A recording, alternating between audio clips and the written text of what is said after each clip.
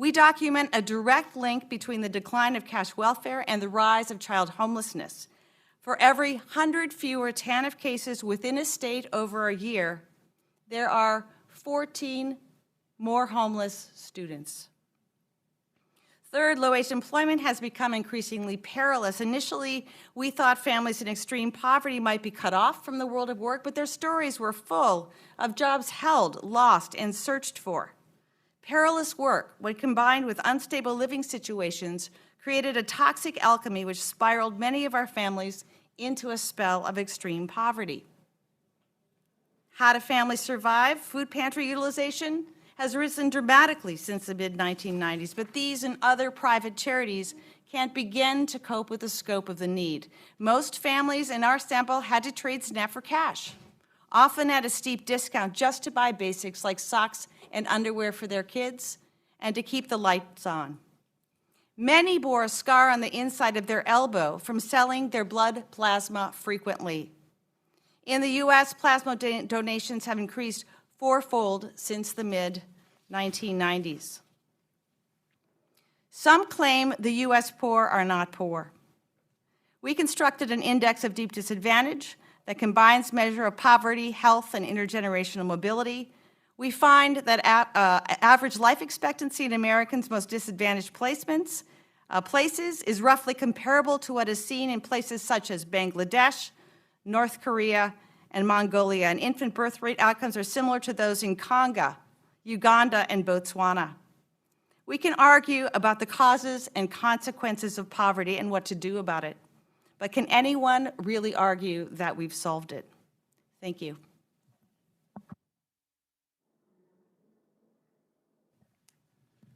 Good morning. Thank you, Madam Chairwoman. You're right. Did I get it on? The green is on now. The green is on, sorry. Deloro and members of the committee, thank you for the opportunity to testify today. I'm a professor at Brandeis University, and I also had the honor of being a member of the committee of the National Academies that put together the report, A Roadmap to Reducing Child Poverty. I want to thank Representative Lee and Representative Roybal-Allard for their critical role in creating the National Academies Committee. My role today is to summarize our main findings. First of all, we found that poverty is a very serious problem for the United States. It's very serious, of course, for the children that experience poverty. It compromises their health, their learning, their development, and also their outcomes as adults, including their employment prospects and well-being. It also costs the nation between $800 billion and $1.1 trillion per year. So it affects all of us. 13% of children today live in poverty, that is 9.6 million, and 2.9% of children live in deep poverty, that is 2.1 million children. Just to have a sense of what families are experiencing, the threshold for poverty in 2017 was $25,000 per year for a family of 4. Poverty, of course, has very harmful consequences throughout the life course for any child that experiences poverty, but it has a stronger effect for some children because they are more likely to experience poverty. Particularly, Hispanic children have the highest poverty rate today, about 22%. Black children have the second highest poverty rate, 18%. White children have a poverty rate of 8%. Our statement of task directed us first to examine the research evidence that child poverty compromises child well-being. Our main conclusion is that the weight of the evidence is that income poverty causes negative effects on children, especially when poverty starts early in childhood or occurs during a large proportion of childhood. The second aspect of our statement of task was to identify the major assistance programs that today help reduce child poverty. The committee concluded that poverty will be much higher with our major programs. Specifically, the ITC, the Child Tax Credit, and SNAP have major effects on reducing poverty, and SNAP and Social Security have major effects on reducing deep poverty. Despite the very important poverty-reducing effects of these programs, still 13% of our children live in poverty today, and 2.9% live in deep poverty. So our statement of task, the core aspect of it, directed us to examine programs and policies with the potential to reduce child poverty by half in 10 years. That is, we were asked to try to reduce poverty to about 6.5% and deep poverty to about 1.5%. We examined 20 different individual policies and programs and found that none of them on its own would achieve the goal of reducing poverty by half. However, we found some promising possibilities. One of them was to increase the EITC by 40%, which would reduce child poverty from 13 to 10.9%, but it would have modest effects on reducing deep poverty. Another very promising approach is a child allowance that my colleague Irv Garfinkel, who was also a member of the committee, will explain during his presentation. Because none of these individual policies achieve the goal of reducing child poverty by half, we also consider policy packages, which are combinations of policies and programs that together can achieve the goal. We specifically identify 2 packages that can achieve this goal. Package 3, which we name Means Tested and Work package, includes expansion to the EITC, the Child and Dependent Care Tax Credit, the Section 8 voucher program, and SNAP. We also identify package 4, whose core element is a cash allowance for children of $2,700 per year per child. It has some other elements that we can discuss later, but that is the main component. These 2 packages not only reduce child poverty by half, but also increase employment substantially. In sum, our main finding overall is that child poverty today is not an intractable problem. We can reduce child poverty today by 50%, and we know how to do it. We have 2 specific packages that would allow us to do that today. Thank you. Mr. Besheroff? Thank you. Chairman DeLauro, nice to see you again. Members of the committee, I'm delighted to be here. This is an important topic, and I was delighted to be invited to speak. I know many of the members of the committee. They've produced an impressive report, but here comes the but. And the but is, I think it takes too narrow a view of the causes of poverty and too narrow a view of what we should do about it. I think it adopted that view because of the charge given to it, combination of the legislation and HHS instructions, which said you need absolute support for the proposal before you make it. And let me explain the two examples of why the report's too narrow. It addresses the problems of single mothers, but makes no recommendations that I saw, and I'm happy to be corrected, about dealing with single parenthood by itself. I was raised by a single mother. I think I sort of came out okay. But there's no doubt that being raised in a family with a single mother adds extra stresses and makes it much more difficult for a child to grow and prosper. Child care, income supports are only part of the answer. And I would have loved to see the report talk about more. And the report didn't, because the evidence we have about single parents programs is not as strong as giving money to people. You give money to people and you can measure that they have more money every day. You give someone a better education and it's extremely difficult to measure that. So my advocacy to you is, when you consider implementing this report, please think about problems like single parenthood. The other thing the report talks about, but I think has no specific recommendations, is about race and discrimination. Congressman John Lewis says it's a different America today from 1960 and before, and of course that's correct, but racial differences are still great. This morning, I saw in the paper that the racial differences in the schools, in the Boston public schools, are so great that the advocates are pressing for the state to take over the entire school system of the city of Boston. I think that's a sign of the problems that go beyond putting more money into the system alone, hear me. But we have to address these other things. I used to say this to Senator Moynihan, and he would say, but I'm in the Senate Finance Committee. I don't have jurisdiction. You have jurisdiction over some of these programs. So please, whatever you do on the rest, Think about programs for single mothers. Think about programs that address the racial and ethnic differences that we have in our society, because those are the things that are going to make the long-term difference for the families that we're talking about. So let me kind of be fancy about it. This is what I wrote in my testimony. I said, the result of the committee's approach, because of the mandate it had, so this is nothing personal, I think, was to exclude recommendations of new or promising ideas that either had not been tested or, at least in their initial iterations, had not been found successful. That was one heck of a limitation for the proposals that should be made and adopted by this committee and this Congress. And it's the equivalent of saying to Silicon Valley, come up with a plan for 10 years from now, but assume no additional scientific breakthroughs. Just use what you have on the table. Don't think about anything new. Don't think about anything fresh. The members of the committee didn't write that, but that is what where these recommendations take us. And I think that will dry up energy in other areas. So in these conversations, I hope we talk about the broad range of causes of poverty. The last thing I'll say in 56 seconds is that in their proposals about expanding cash benefits, I think they minimize the problem of benefit reduction rates, which is the phase-out rate on many of these programs.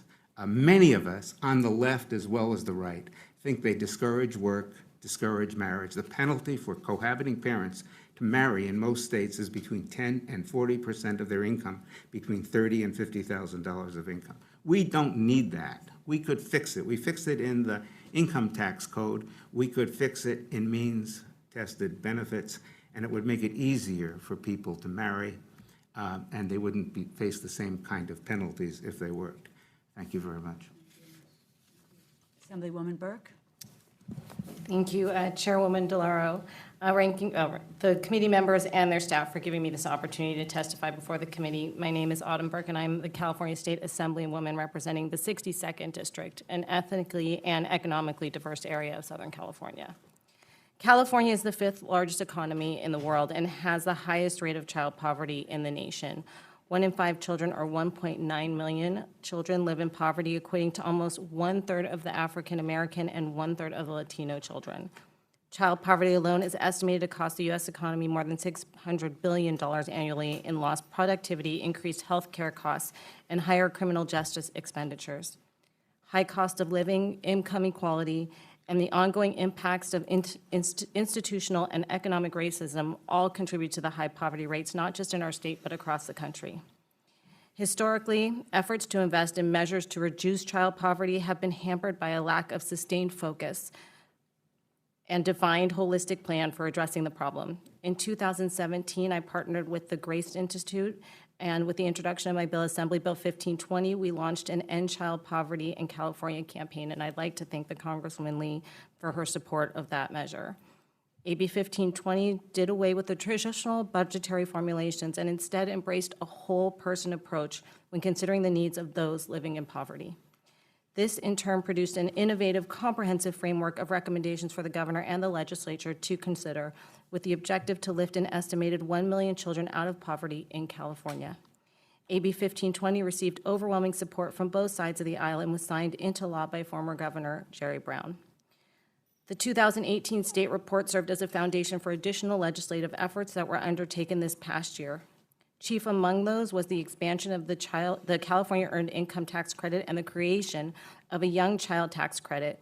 Specifically, my bill, Assembly Bill 91, expanded eligibility for the Cal EITC by raising the maximum allowable income to $30,000 a year.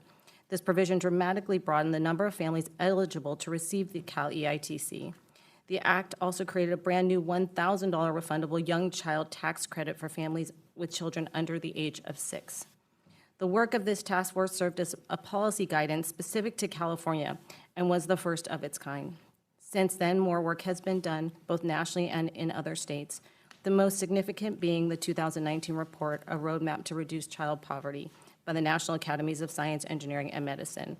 The groundbreaking federal study analyzed several poverty reduction policies and, in general, recommended the following programmatic changes: expanding EITC, make the Child and Dependent Care Tax Credit fully refundable, and concentrate those benefits on families with children under the age of 5, increase SNAP benefits, and increase housing vouchers.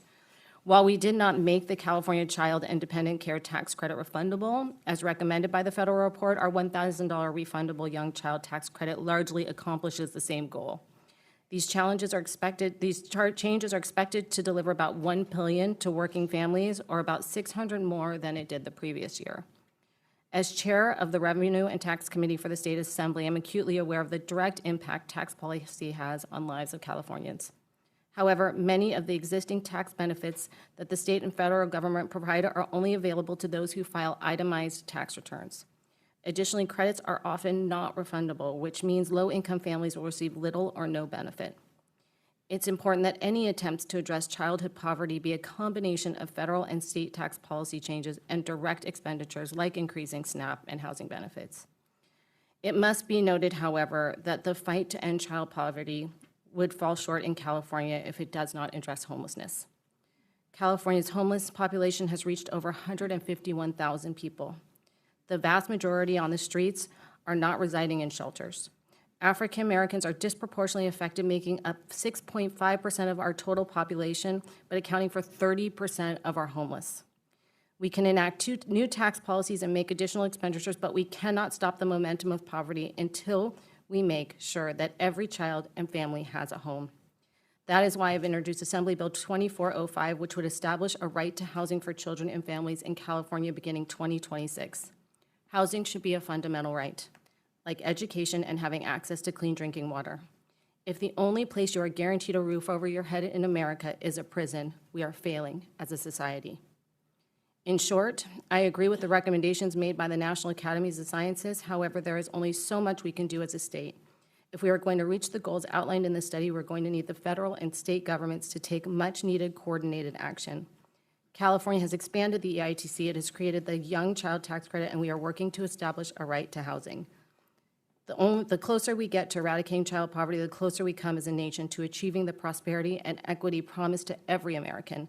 An endeavor such as this requires a partnership between both federal and state government, a partnership that transcends election, partisanship, and term limits. And it's only this way that we can truly end child poverty. Thank you. Mr. Weidinger? Thank you, Chairwoman. Chairwoman DeLauro, members of the subcommittee, thank you for inviting me to testify. My name is Matt Weidinger. I'm the Rowe Fellow in Poverty Studies at the American Enterprise Institute. Previously, I spent over 2 decades working for the House Ways and Means Committee with jurisdiction over a number of the policies and programs that are the subject of today's hearing and the NES report. So let me start by recognizing Representative Lee and Representative Roybal Allard for their work leading up to the report and today's hearing. The report is a valuable resource that includes, as we've heard, a number of possible packages, but it also includes tremendous background information about these important issues and how to take a look at them and evaluate them going forward. What I will do is try to review some important lessons from past efforts to reduce child poverty, which offer important context for the roadmap's recommendations. First, reducing child poverty is a goal that taxpayers have contributed significant resources towards addressing. Figure 4.5 in the roadmap displays how annual federal spending on children grew 8-fold in real terms between 1960 and 2010, which the report notes is many times larger than the 15% increase in the child population during that time. So taxpayers contribute significant help. It may not always be as well targeted as we would like, but there is significant assistance that's being provided. Second, as the roadmap notes, recent efforts to reduce child poverty have focused on promoting parental work and earnings and have resulted in sharp reductions in child poverty. The shift from welfare towards work supports generally has been bipartisan, and it's included a number of policies designed to make work pay. Those policies include an expanded EITC, welfare reforms premised on promoting work, and increased child care and extended eligibility for Medicaid for families making the transition to work. Those resulted in the parents who were least likely to be working before welfare reform having the most significant gains in work and earnings in the years immediately after the welfare reform law, which have generally been maintained. As the roadmap notes, rising earnings and work support benefits like those, like the EITC and others, contributed to reductions in child poverty. Here's what the report says. Between 1993 and 2016, the supplemental poverty measure, the measure used by the report, fell by 12.3 percentage points, dropping from 27.9 to 15.6%. That's a substantial 44% decline in child poverty, as the report measures. A third lesson is how we measure poverty matters a lot. The official poverty measure, as the report notes, ignores a growing share of anti-poverty assistance, including the EITC, other tax credits, and various other anti-poverty assistance like SNAP, in its count of who is officially poor. Since 1999, spending on benefits that are not counted, the spending that's not counted, has grown 16 times as fast as the spending on benefits that are counted under the official poverty measure. So to its credit, the report uses the supplemental poverty measure that actually takes account of all those benefits and the increased support that has been provided. Using the supplemental measure reduces the child poverty rate from 19.7% under the official measure to 13.0% in 2015. Again, a substantial drop just from using a more accurate measure of what is being provided to help low-income families. That's about 5 million children different between the official poverty measure and the supplemental poverty measure. Fourth, the roadmap includes, as we've heard, several different policy packages, including universal supports, means-tested supports, work-oriented benefits, and so forth. The work-oriented proposals, such as expanding the EITC and adjusting the child and dependent care tax credit, are more consistent with recent efforts to promote work and make work pay. The work-oriented package is also the only package expected to increase earnings more than it increases spending on benefits, which I would say is an important factor. In contrast, means-tested support, universal support proposals such as expanding SNAP and housing benefits, creating a new child allowance payable regardless of parental work, are significantly more expensive, and they also are projected to reduce somewhat employment and earnings. Final lesson is the relative costs of all these packages matter, including for their prospects for enactment. The most expensive package would cost an estimated $109 billion per year, and similar proposals have been made in the past decade and failed to have been enacted. The roadmap doesn't identify potential offsets, and the current fiscal environment, as you all know, is very, very challenging, especially because senior entitlements are going to claim a rising share of the federal budget going forward. So this may cause policymakers looking to pursue some progress using the roadmap's recommendations to seek the more incremental changes whose lower costs and greater consistency with recent successful work support policies could improve their chances of enactment.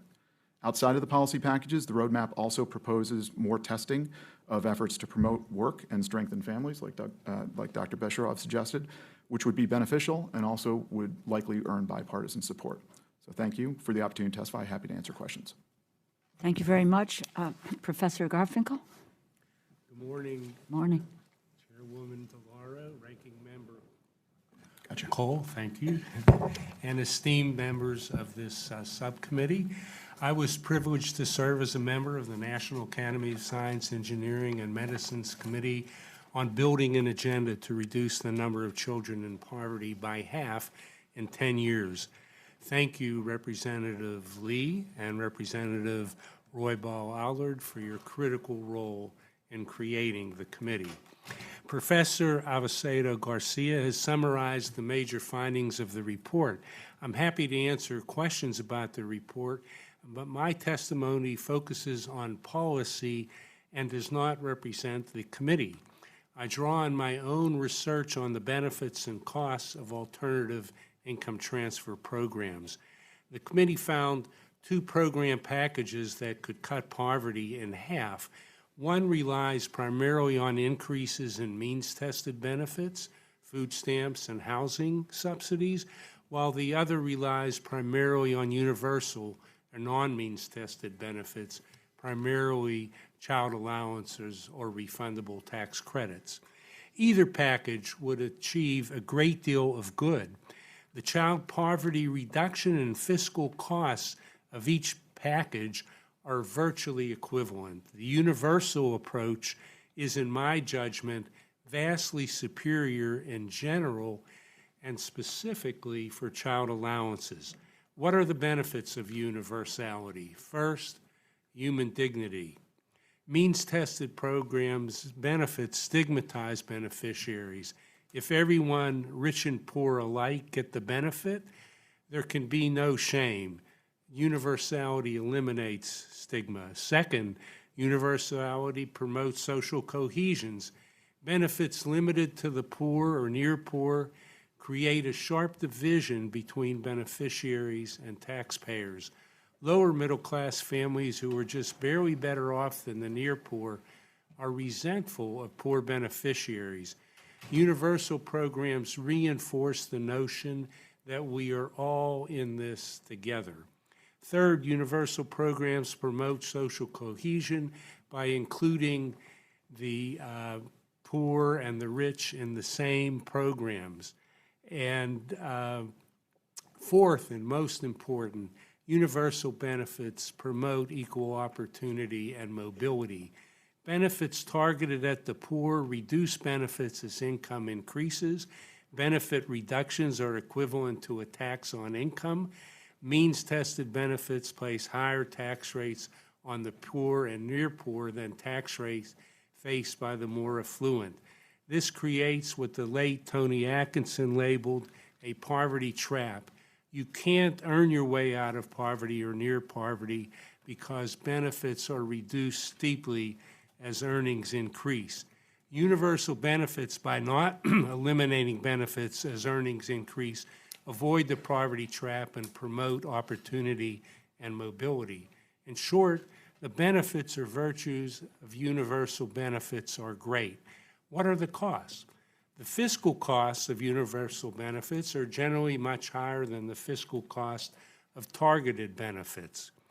Indeed, this is the only cost or vice of universal benefits. But as the roadmap report clearly explains, in the case of child allowances in the U.S. today, the extra costs are small. Both the means-tested and universal packages cut poverty in half at about the same cost. Why are child allowances so cheap? Because the U.S. today has a nearly has a $2,000 per child allowance. Most families in the country get $2,000 per year via the federal income tax. The exception are as a small group of the very richest families and a much larger group of the poorest families, those with very low or no earnings. Excluding the poorest third of families is both inequitable and unwise. The children in these families will become more productive as citizens, as adults, earning more, paying more in taxes, less likely to commit crime, and less likely to be unhealthy. In short, a child allowance of $2,000 per year is a clear policy winner because it has all the virtues of universality and none of the extra costs. But increasing the child allowance beyond $2,000 does entail all the extra costs of universality. The lower middle class, the middle class, and even the upper middle class all receive greater benefits from a larger child allowance than they will pay in taxes to finance those benefits. Only those in the top fifth experience higher net cost, with the highest cost experienced by the top 1%. So are the extra costs really a vice? Or in the current context, where inequality is as great as during the Gilded Age and the Roaring '20s, is this vice actually a virtue? This concludes my testimony. Thank you for the opportunity to testify, and I look forward to your questions. I'd now like to introduce Cheryl Brunson of the Brookland Manor Tenants Association, representative of the DC's Poor People's Campaign. I want to just welcome you, Ms. Brunson. Lived in the Washington, D.C. area her entire life. First time into any building on Capitol Hill. So Yes. we're delighted that you're here, and please know that you are always, always welcome. Thank you. As you said, my name is Cheryl Brunson, and I'm with the Tenant Association at Brooklyn Manor. And it's some things I'd like to touch on, but I would first like to say that I was born and raised here in Washington, D.C., and Washington, D.C. has been my home forever. And, I just want to say that, Brooklyn Manor is a very family-oriented neighborhood. That's what I pretty much, when you're looking for places to live, you look for certain features. And The features that I saw was that it was very family-oriented. They had adequate place and space for the children to play without being in harm's way. They had a lot of programs that was funded through the police department. And so the police department was running the girls and the boys club, which was awesome because it gave the kids a sense of what they want to be when they grow up and what they could bring to the community when they grow up. And, you know, now I'm currently raising my grandkids. My kids are older. My oldest daughter is 45, and my youngest daughter is 34. My baby is 33. And now I'm currently raising my grandkids because my daughter, she suffers with psychosis, and she's schizophrenic, and she suffers from depression. And she wanders off for days at a time, sometimes weeks at a time. And I have to put out reports and flyers, you know, to see if anybody knows where she at or if she's out of harm's way or what have you. And a couple of times we found her on 2nd and D Street at the shelter. She was lost. She couldn't find her way. So that's what we're dealing with. And I have to, like, keep my grandkids pretty much active so that they don't really feel the hardship that they're going through. But, you know, they're putting all these charter schools in low-class neighborhoods, I would say, you know. And, you know, the teachers are not as on hands as it was when I was growing up. You know, they jot some stuff down on the board, da-da-da-da-da, and then the next thing you know, the kids are looking like, well, what do I do? And they're leaving this to other kids in the classroom to put the other kids on point with what's going on in their activities. They don't always get what they need that away because that child may have missed something along the way, you know. So, you know, I'm really fighting because, you know, in our neighborhood, they're jailing us. You know, they're setting our kids up to lock them up. Like if y'all running for the bus, you're not going to have a problem. But if our African-American kids or young adults run for the bus, the police is running after them because they think that he's up to something or they're up to something. They're tackling them down to the ground, macing them. This is true.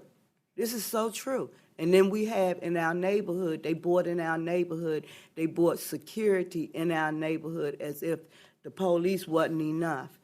When they first bought the security in there, they said it was for our safety. And we're looking around, safety from you, from who? Because we're all family here. And what I found out was they brought the security in to harass us, to move us around, to run up on us when we can't sit on our front, we can't lean on the fence, you can't smoke a cigarette out in front of the building. We have to stand in between the, they say stand in between the tree box. You know what the tree box is? It's the street and the sidewalk. Between the street and the sidewalk, that's where we have to stand at in our community. We have to stand there when we're waiting on our Uber. We have to stand in there when we're waiting on our cabs. We have to stand on there when we're waiting on the bus to get our kids from school. It's disturbing. Take, for instance, this is what Mid-City and these developers are doing to these communities that they are rebuilding, redeveloping, they say. Okay? One of the neighbors passed away. He had a heart attack. He had 3 daughters. One of his daughters was living with him to take care of him because they knew his heart was bad. He passed away.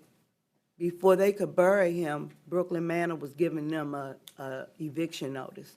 They wanted him out in 3 days. They couldn't even bury their father in 3 days. Mind you, Douglas Smith worked for Brooklyn Manor. He worked for Brooklyn Manor for almost 12 years in the Boys and Girls Club. I never seen my grandson break down like this and cry a day in my life. The Douglas Smith was a martial arts teacher, and he taught the kids in the neighborhood martial arts out of his own money, out of his own time. He did that for the community. They put that man's stuff out on the sidewalk like it was trash. They didn't even give them, the family, enough time to grieve. And I see this constantly. I see this all the time. You know, people have been put out of the community for owing $1. They'll return your money back to you if you $1 short and charge you $25 for being late. Okay? These people, in this community, we have a lot of single parents. We have single fathers, we have single mothers, we have grandparents such as myself raising our kids. And our kids can't even play. They can't even run through the community without being harassed by the security. In our community, if sitting on our front, that's an infraction. Leaning on the fence, that's an infraction. Ms. Brunson, I hate to interrupt you, but you'll get a chance to maybe continue in the other questions. Everyone's given about 5 minutes to speak so that we can get to the questions. But thank you for the poignant testimony, and I promise you you'll get a chance to complete your thoughts and ideas as we move through the questions. Thank you so much for being here. With that, we will start the questioning, and as I mentioned in my opening, my bill, the American Family Act, would give the same full child tax credit to families earning the minimum wage, military families, rural families, families with young kids, all those left behind by the tax bill. It has been endorsed by scholars across the country. It's consistent with the NAS, what they showed us would be the most effective policy to reduce child poverty. Dr. Garfinkel, is the National Academy of Sciences saying that if we had simply extended the child tax credit to the kids who were left behind, we would have drastically reduced child poverty. And in addition to including the left behind children, we also increased the credit to $3,600 for young kids and $3,000 for older kids. What would that additional income do for children and families? So the committee talked about the costs of child poverty, and it's roughly $1 trillion a year. And those costs come from less the children who grow up in poverty get less education. They're less healthy, so they incur more health care costs. They're less productive as adults, so they earn less and they pay less in taxes, more likely to commit crime. So just the fiscal costs of poverty are quite high. So reducing poverty by, in this case, if you were to have a child allowance of $3,000 and $3,500 for young children, we don't know. It's hard to say that would exactly cut the costs in half or close to half. But roughly speaking, whatever the reduction in poverty, we should expect that would translate into a reduction in those costs. Mm-hmm. Let me just ask you this. Rates of single parenthood in the European Union are about the same as the United States. However, child poverty in the United States is much higher because of policy. It's also, I believe, that single parents get smaller tax credits than married couples because their earnings are lower. And families headed by women get lower tax credits, likely because of pay inequity or other reasons. What is that? I was concerned about the issue of single parenthood and that's effect overall on. So one of the packages includes a child support assurance, a guarantee of a minimum amount of child support for all those who are legally entitled to private child support. So for low-income families, the men who are the non-resident parents, and I'm speaking in gendered terms here because 85% of children where the parents are separated live with the moms. So the fathers, their pay is low and irregular. And when pay is low and irregular, child support is going to be low and irregular. So the needs of single-parent families are greater than the needs of two-parent families. And one way to address that is to guarantee a minimum amount of child support. Sweden does that. Several other rich industrial nations do that. I've worked on that in my own research. I think would be a very effective policy for addressing single-parent poverty, but you can't make the benefit too big, and that's where a child allowance comes in. A child allowance is general. It doesn't favor single-parent families, but if you have a program that increases the total guarantee, the total security that's available to single-parent families, that would be an effective way of addressing that problem. Thank you very much. With that, let me yield to my colleague, Mr. Molinar. Thank you, Madam Chair, and thank you for holding this hearing today and also for all the participants. Appreciate that very much. I want to begin with Mr. Whitinger. You had talked about the work-oriented proposals, and you talked about a historical kind of examination of what has worked in the past and kind of guiding us to what might work better in the future. And, you know, I come from a fairly rural district. When you look at farms, small businesses, people are interested in hiring people. There's actually, you know, low unemployment and people looking for employees. So I'm kind of intrigued by sort of the work-oriented proposals that you've identified that have been helpful. And I just wondered if you had any thoughts on maybe what we're doing now, but what we might want to do in the future to, you know, help people on the income side as opposed to, you know, just focusing on the one aspect. Sure. Well, as I recounted in my testimony, recent anti-poverty policy history has focused significantly on what are known as work supports, the idea of making work pay, providing individuals with additional money if they're working. And as the NAS report shows, if you count those benefits, if you use the supplemental poverty measure, there has been significant progress in reducing child poverty as a result of that. The report also divides different packages of benefits, and one of them focuses more heavily on basically promoting more of that work orientation. That includes things like growing the EITC, sort of compressing the current child independent care tax credit and making it more generous and more available to lower income folks to help them with child care costs. If you do those sorts of things, if you do more basically of what we have been doing, you will make further progress against poverty. It's not as simple as saying where we encounter children, and especially low-income children, we will give them a check. It's basically more in line with what most American families experience, which is go to work, have earnings, keep your family out of poverty, and make progress.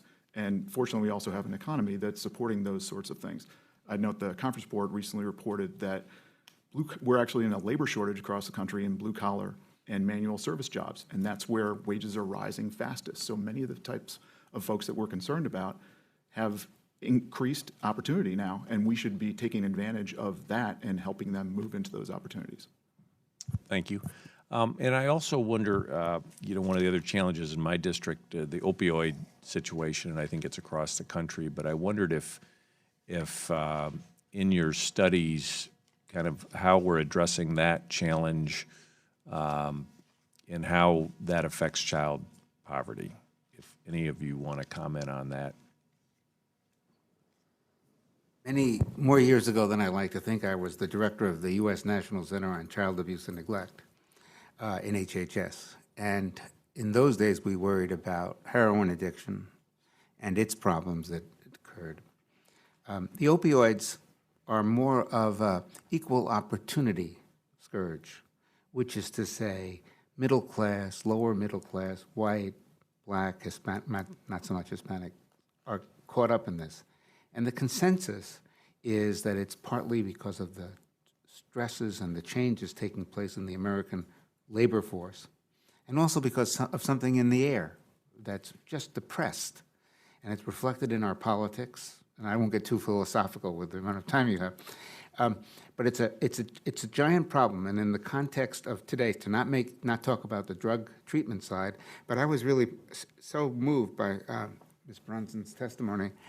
And if you listen to what she was describing, it's not as if an extra $1,000 a year or $2,000 a year, or colleagues, more than that, it's going to change the conditions she described. And the same is true with the opioids. There's something deeper going on, and we have to broaden the discussion to get to that. And it's affecting middle-class kids.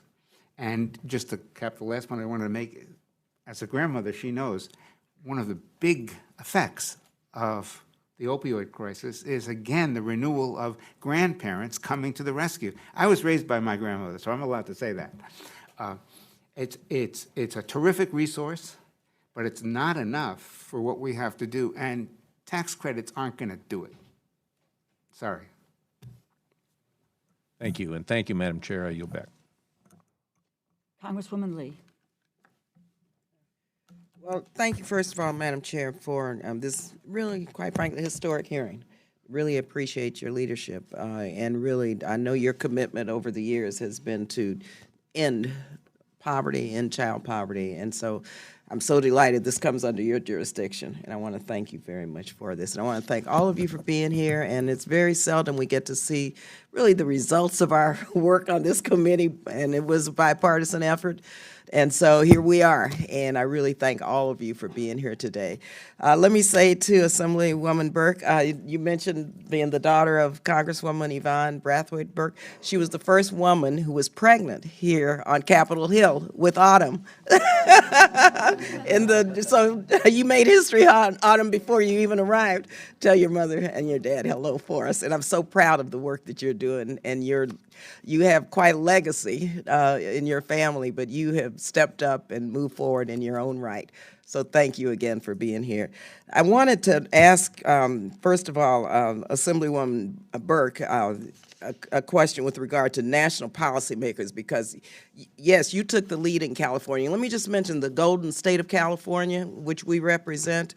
My district, of course, Oakland, Berkeley, right next to Silicon Valley. African-American child poverty rates 32%, Latino child poverty rates 25%, Asian Pacific American child poverty rates 16%. Outrageous. It's disgusting. It should not happen anywhere in the country, but especially in California. So what would you suggest that we hear from the work that we learned from your work in California? And then my second question is, thank you, Ms. Brunson, for being here. This is your capital. Welcome. Glad you're here for the first time, but many residents of the District of Columbia don't really feel connected to their capital. So maybe you can go back and remind people to come up here as much as they can come. And you laid out the case and painted the picture of what we all understand and know in terms of systemic and institutional racism and what black people live with each and every day. And so there is a relationship between poverty, childhood poverty, and racism. And so, Professor, I'd like for you to kind of comment on that, because we have, of course, the Fugitive Slave Act, the National Housing Act, which refused loans to black people, sharecropping, which tied millions of black people to their former masters. So there's damage that still has to be repaired before we could even complete this work of what the commission has done. So I would like for any of you, especially Professor, to comment on that. But first, Assemblywoman Burke, what should we know as we follow up from your great work in California? You know, a few things. Obviously, making sure that any tax credit is refundable, but I'd also like to speak to, and earned income tax credits are important. They're an important part of creating the safety net and making sure there are no holes. However, I would like to address the fact that even in rural communities, I don't come from a rural community, I come from a very urban community, but a lot of my colleagues, the reason they're so supportive of so much of the poverty packages, in rural communities, there isn't that consistent work. And so there are times, so many people, not just in California, but across the country, are a week or two away from becoming homeless or falling into poverty. And so it is not always possible to have an earned income tax credit. Those are the holes. Those are the people that fall through the cracks.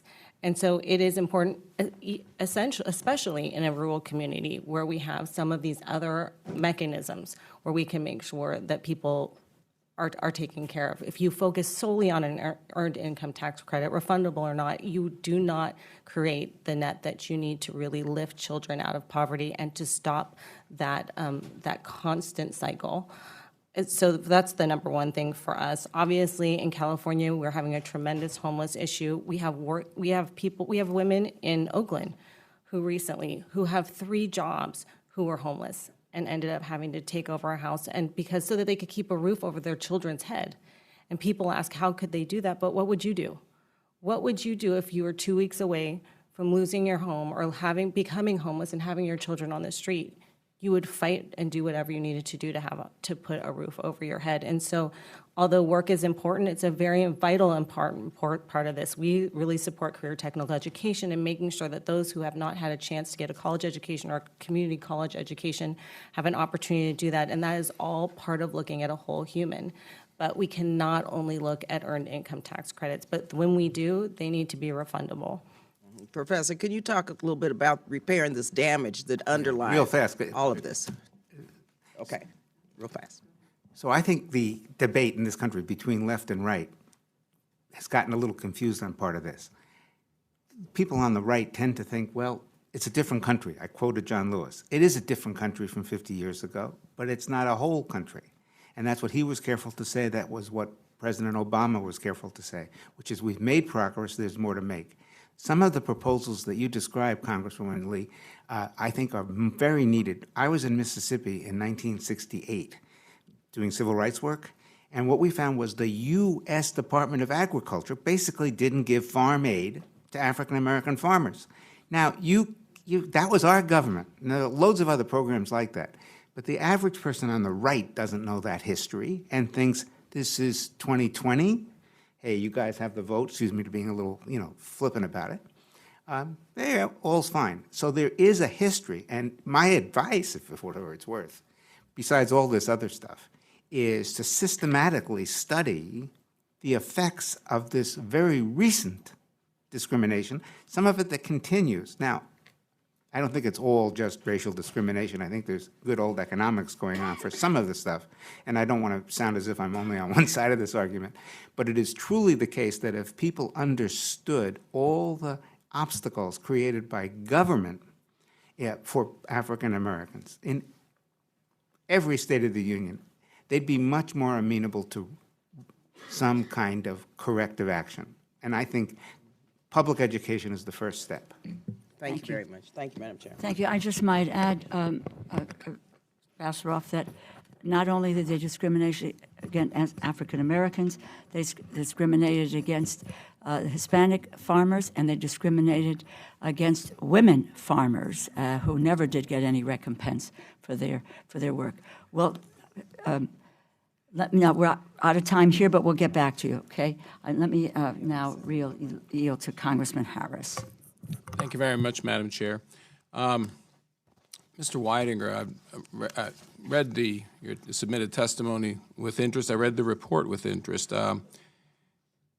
My understanding is that if you look at the discrepancies between two-parent families and single-parent families, that the poverty rate is 22% with a child poverty rate, 22% two-parent families, 9% single-parent families.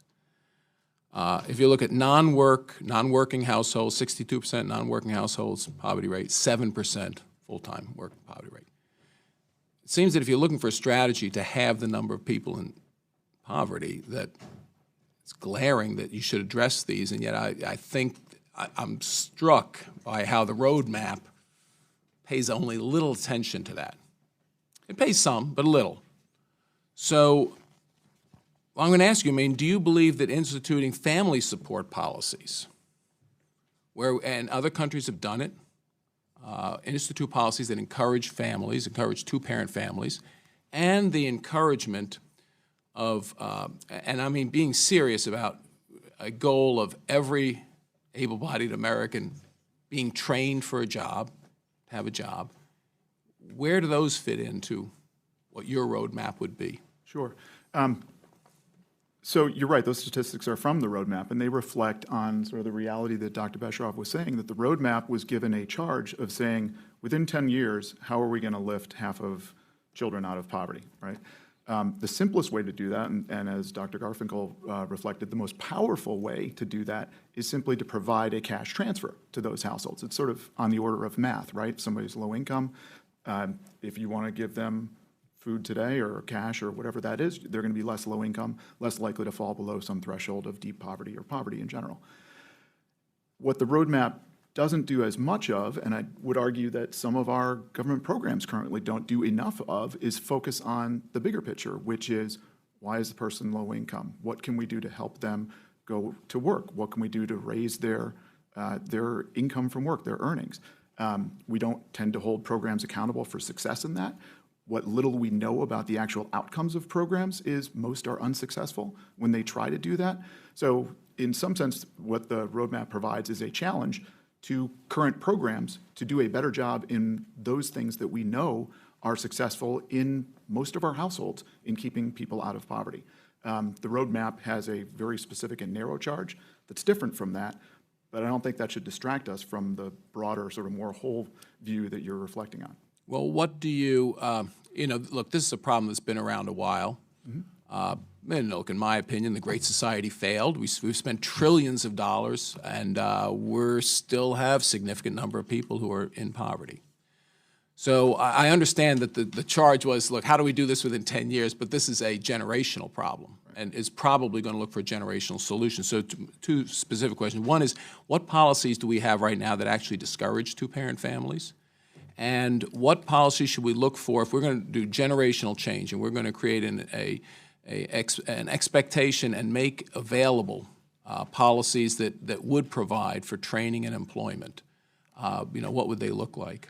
So policies that discourage two-parent families are things like the earned income tax credit. So if you're a single low-income person and you marry another low-income person, you may be bumped out of the range where you collect the EITC.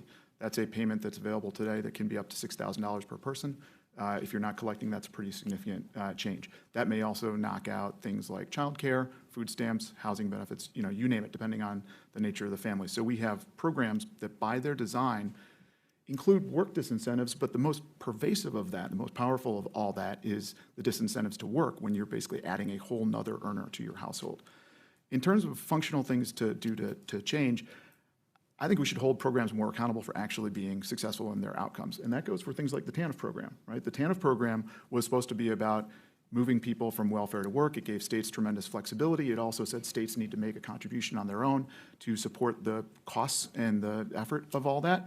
And what we found is in many states, states have basically defunded their state side, and they have absolved themselves through sort of rhetorical or sort of mathematical gymnastics of the expectation of engaging people in work. We need to reinvigorate those sorts of efforts. So we're actually encountering the types of folks that Dr. Ethan suggested want to work, and with a little bit of help could go to work. Thank you very much, Madam Chair. I yield back. Congressman Pocan. Yeah, thank you very much, Madam Chair, and thanks for the panel. This was very interesting, and there's so much that you could cover, but I'm going to try to cover one subject area if I can, just because it's related directly to appropriations. And I understood the tax credits were not going to do it all. I understand that line, but let me talk specifically about the SNAP program, because it came up by so many folks. And I've done the home visits of people, the new mothers, and seen the despair and the conditions, empty, I can't even call apartments, but very small living quarters. But on SNAP, when I first came here, I got elected in 12. That first session, a number of us lived on SNAP for a week. The benefits at that time were about $31.50 a week.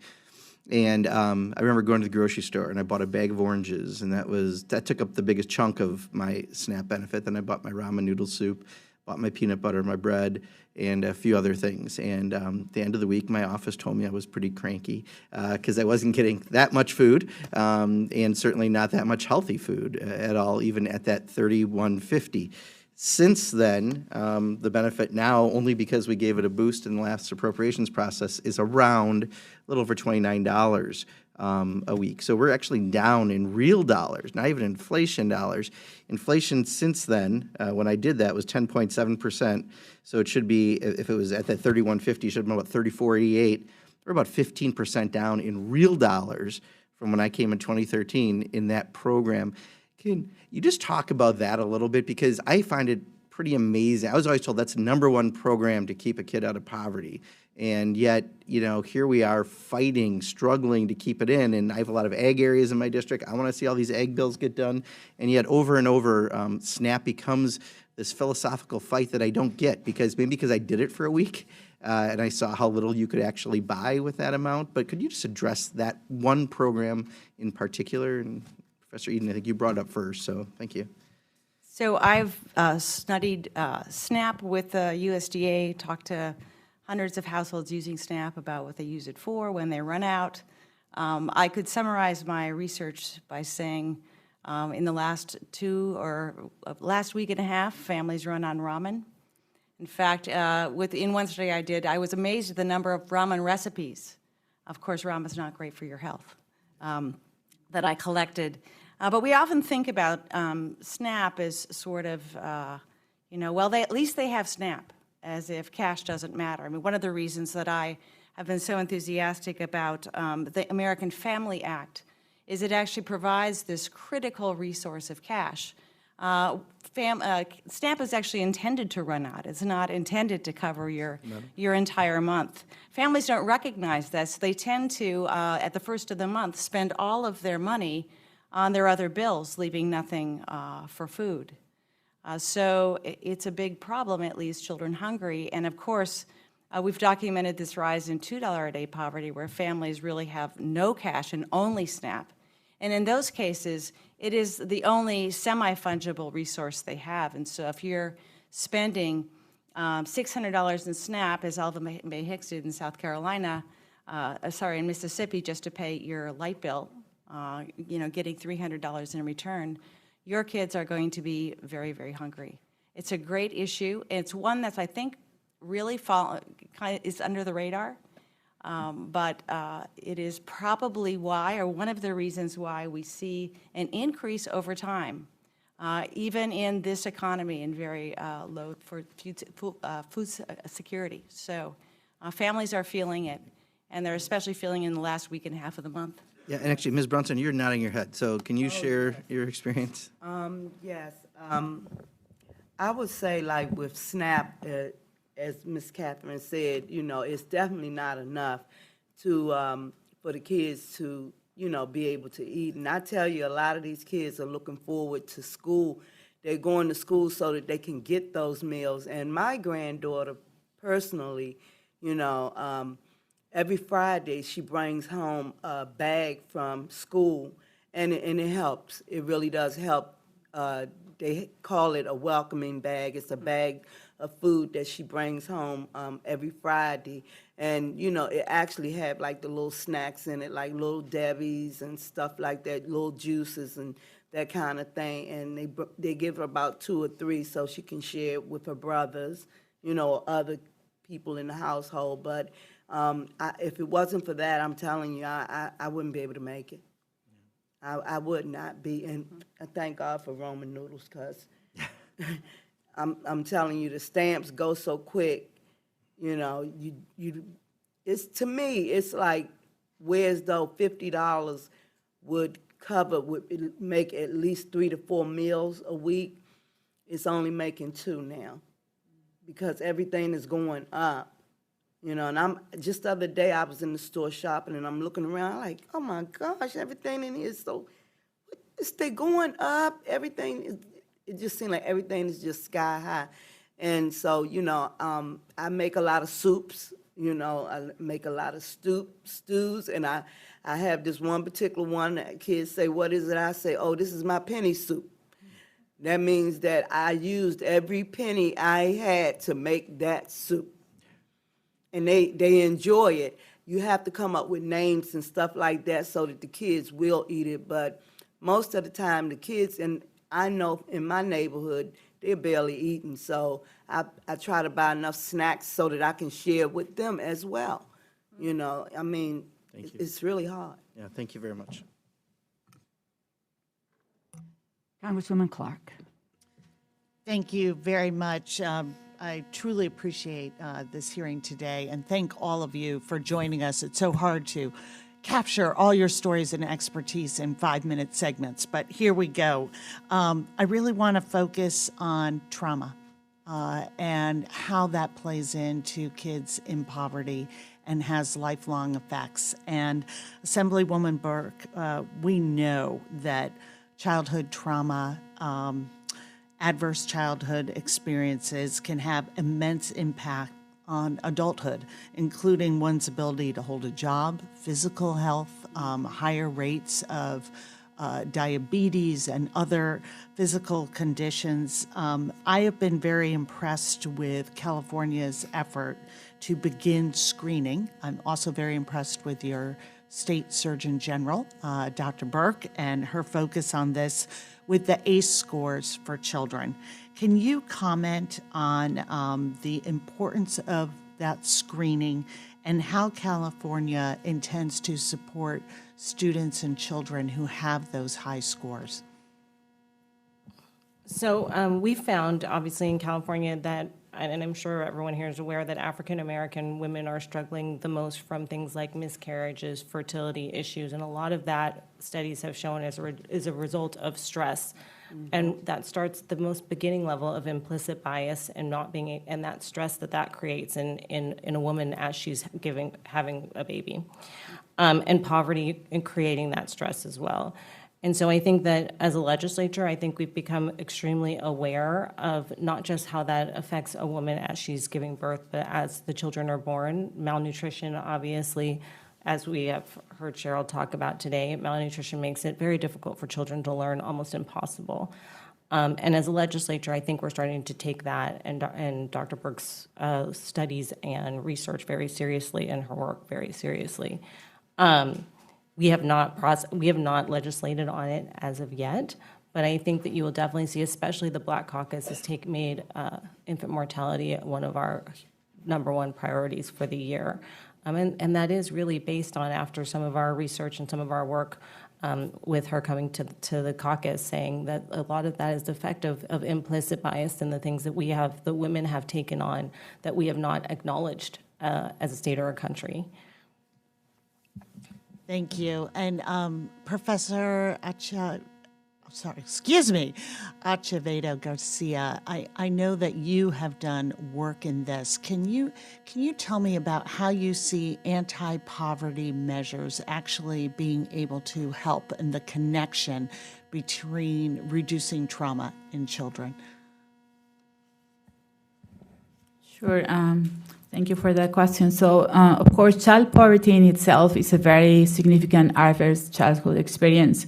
So by implementing any of the measures that the committee concluded would be effective in reducing child poverty, we would reduce the prevalence of ACEs, because child poverty is a major ACE. In addition to that, and I want to acknowledge Professor Besharov for his comments about the importance of race and racism and discrimination, we also know that there are many other stressors that affect families in addition to poverty. And one way in which the committee considered this is by examining the contextual factors that influence poverty. And by that we mean factors that exacerbate the experience of poverty or the negative effects of poverty, and also may influence the impact of anti-poverty policies. We consider things like discrimination in housing and employment and in the criminal justice system. We also consider the effect of adverse neighborhood conditions. Although we were not able to incorporate these in the simulations, we review very carefully the evidence that these factors tend to worsen the experience of poverty among children and also can limit the effectiveness of anti-poverty programs. I think it's very important to recognize that we can make anti-poverty programs better if we acknowledge that we also have to deal with these contextual factors, again, your comment, and we can do both at the same time. So I'm going to give one example of that is very close to my interest and my research. We know that minority children, specifically Black and Latino children, are more likely to live in poverty than other children. Also, among poor children, Black and Latino children are much more likely to live in neighborhoods of very low opportunity. Just to give you a sense of the extent of the problem, about 2/3 and half of poor Black and Latino children, respectively, live in very low opportunity neighborhoods. 20% of white children who are poor live in very low opportunity neighborhoods. So although, of course, the experience of poverty is very bad for all children, Latino and Black children are also dealing with a lot of problems in their neighborhoods. And I really resonated with your comments in that sense. So we have a program, the Section 8 voucher program, that is an income subsidy to buy housing, but we can make it more effective by helping families, and we have programs that are doing this around the country, housing mobility programs, that would help a family that has a Section 8 voucher to achieve a better neighborhood. And that way, that's I think is a very concrete example of how we can tackle both poverty and ACEs or multiple hardships at the same time if we are smart about how we use our programs. Thank you. Thank you. Let me also, Dr. Acevedo Garcia, I want to just look at what the study showed, that work requirements are at least as likely to increase and decrease poverty.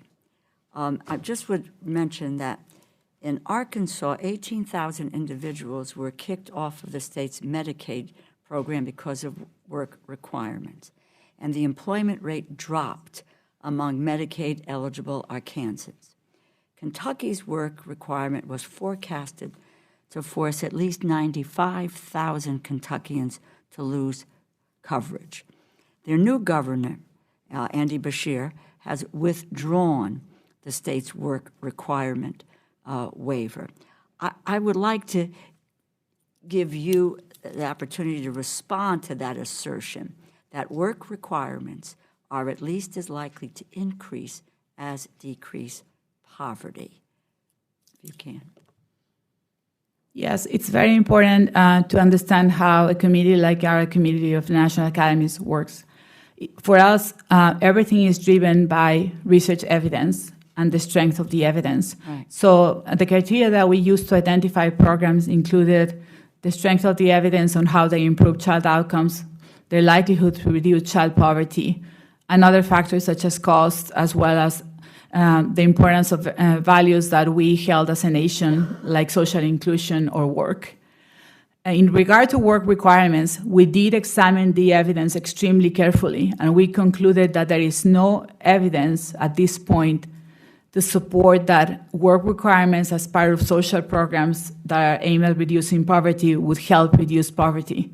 So we did not include this approach in our policy simulations of either individual policies or packages because the evidence did not sustain including them. Mm-hmm. And we can have access to what that evidence is because, as you know, we are in an environment where there is a very big focus on work requirements as it pertains to the SNAP program and other programs, and where people are in real danger unless we can answer this question, which is why I just wanted to bring it up again. Did you want to say something, Dr. Garfield? Yes. So the evidence that's usually advanced for the efficacy of work requirements is the welfare reform, the 1996 welfare reform. Right. And most scholars would say perhaps about 1/3 of the increase in earnings was due to the welfare reform, but you have to understand that welfare reform was not just work requirements, and probably even more important was the lifetime limits on eligibility for assistance, and there were lots of other elements as well. So citing that evidence is very weak for saying the efficacy of work requirements. We do have experimental evidence on the efficacy or lack thereof in terms of reducing poverty on work requirements. So there were two different experiments, one in Canada, one I think in Minnesota, that we cite in the report. And the evidence from both is that work requirements increased work, but had no effect on poverty. None, zero, zip. And that's because people that were kicked off welfare lost the welfare benefit, and their earnings just made up for the loss in benefits. That's experimental evidence. The last point, we were well aware at the very end of our deliberations of what happened in Arkansas. I think it was Arkansas. Arkansas, yeah. Yes. Yeah. And the evidence there is pretty clear. So, and we have lots of other evidence that work requirements have been instituted in a way that simply kicks people off welfare. I say this as being an advocate 25 years ago of not a work requirement, a broader requirement that all recipients of welfare should have a social responsibility to either work or do something to improve their own situation. I'm an optimist, a great optimist. My wife likes to say I'm the greatest optimist she's ever met. So I thought that could work, that we could implement such a requirement in a decent way, and when someone was having trouble getting to work, that would be a sign to us that person needs help. That's not what happened. I would just add to that, and my colleagues bear with me, I can recall that debate very, very well. On the floor of the House, there was an amendment that did pass which cut, I think, $25 million from the food stamp program. And in fact, there were no wraparound services that were provided at all with the welfare bill about getting to work, about what you do about child care, what you do about any of these other areas that would facilitate a person's ability to be able to get to work and so forth. And so we started behind the curve there. And I am proud to have voted against it. So I just use that as... Madam Chair, could I just add one? The idea that we would work test Medicaid is just, I don't get it. I just don't get it. It seems to me like such a bad idea that Medicaid, medical care increases people's health. The idea that we would try and kick people off that program because they're not working, they may be on the program because they can't work. And the administrative complications of enforcing the work test in Medicaid. Thank you. Thank you. Thank you, Madam Chair. I want to follow up on this discussion we're having on work, because I fundamentally believe that there is dignity in work and that it's good for people. And when you think about generation after generation, I think there's real value in children seeing a parent or parents working and realizing that's sort of, as to your point of the social responsibility. I wondered, Mr. Whitinger, you had commented in your testimony that some of the impressive gains made against poverty after the 1996 reform continue to support promoting more work and earnings by parents as the better and more enduring solution to poverty. And that intuitively makes sense to me, although I also am sympathetic with the idea that if you get to a certain point in your income and then you lose all the other supports, that may be a disadvantage. And so I wondered if, I'm sure you've looked at that sort of, I don't know what you'd call it, but that ratio, and maybe there are ways we could improve that so that people wouldn't be penalized for working, but would also have the incentive to work. Right.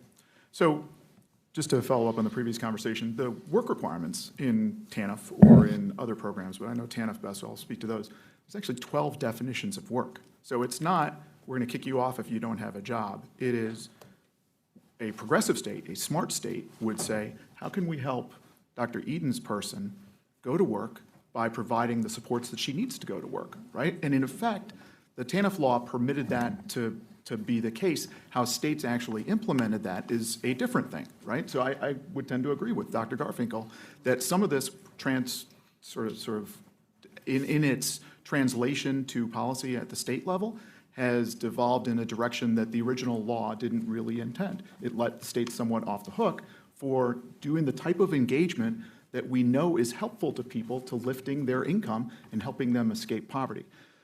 On the question of sort of the backside transition, Dr. Bischoff sort of made reference to this on the phase-outs and some of the penalties. There is, I would refer you to a chart by Gene Sterling at the Urban Institute.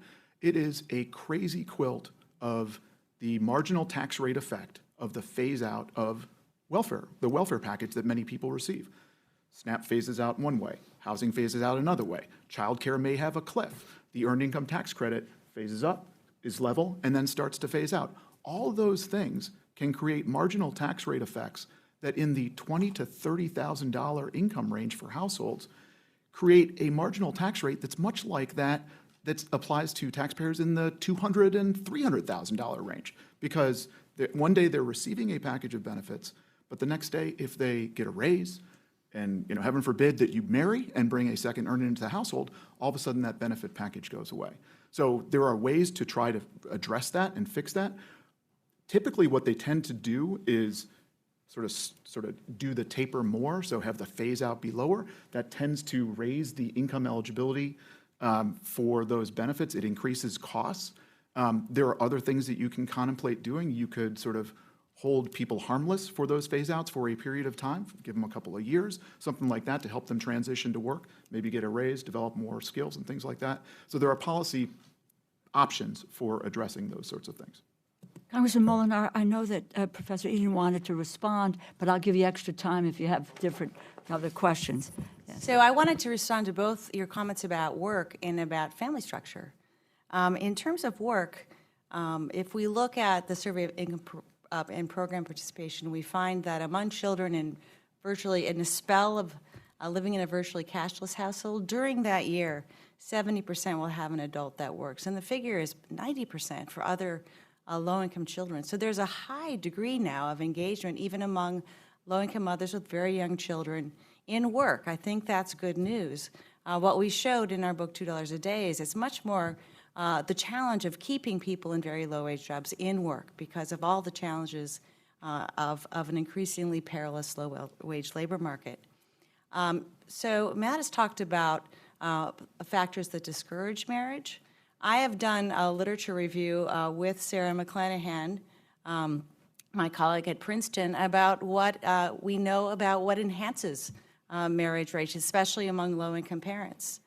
The work of Christina Gibson-Davis has shown that if you give an unmarried couple a small additional increase in resources, this is through earnings, if their economic situation improves, they are much more likely to marry. So maybe a child tax credit won't do it all, but an additional $5,000 to $6,000 in a household could easily increase family stability a lot. We also know that investments in excellent pre-K, 40 years later, show families with much greater family stability and fathers much more likely to live with their children and have raised them in their own household.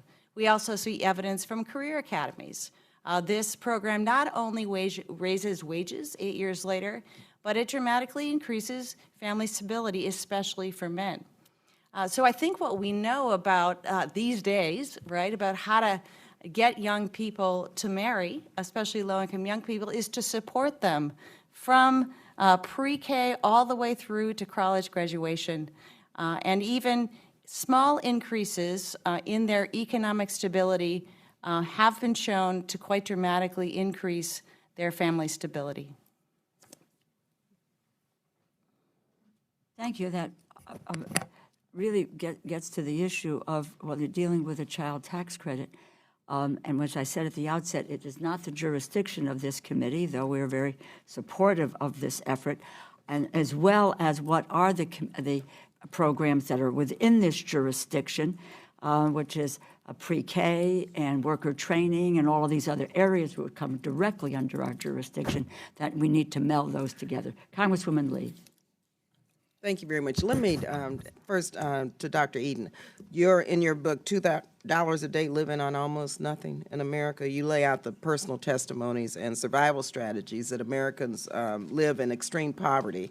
Let me ask you, with regard to the pre-existing Aid to Families with Dependent Children program and its relationship to lifting children out of poverty and the new welfare reform program under TANF. Now, personally, okay, I was on AFDC for years, but I could go to college also, and I was able to take care of my kids and finish college, get my master's degree. Now, when I was in the legislature, the welfare reform program came, through the states, and I chaired the subcommittee that crafted a lot of the supportive services as it relates to welfare reform. But we couldn't get rid of these work requirements that were put into place. And a person like myself couldn't have continued to go to school because of the work requirements. So so I voted against it. I think that was the worst thing Bill Clinton ever did, quite frankly. So let me just ask you how you see that right now in the Academy's report. I don't know if you addressed this specifically, but these work requirements now for young women especially who want to go to college and who want to take care of their families and earn a better income, what's the deal with that in terms of lifting children out of poverty? And then to Assemblymember Burke, where is California now on our welfare, on TANF, and any of the terrible provisions that were put in early on? First Dr. Eden and then Assemblymember Burke. So TANF has a couple of problems. One is that benefit levels have the real value of the benefit, even though in many states you just can't get on the rolls. Even if you did, in Mississippi, you'd still live in $2 a day poverty. I believe it's in 17 states. You're below 20% of the poverty level if you get the full benefit. I believe it is in the majority of the states where you're under 30% of the poverty level. Some states this last year raised their benefits for the first time, but it's still a dramatically reduced benefit. This means that people have to work under the table to survive. And so even if they were able to go to college, it would be much harder to do so because they're doing hair, they're selling their plasma, they're babysitting for neighbors' kids.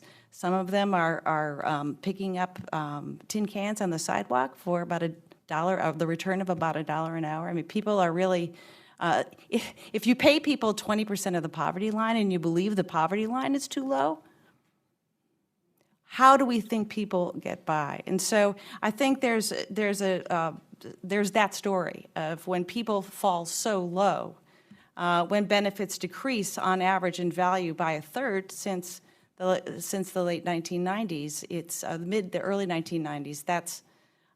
That's an additional point to the work requirements actually pushing people often into low-wage work, short-term training, which earns them poverty-level wages. But I'd love to hear what's happening in California. Yeah, so we're still, I've been working on this for a few years. We're trying to extend the time clock eligibility requirements for CalWorks from 48 to 60 months.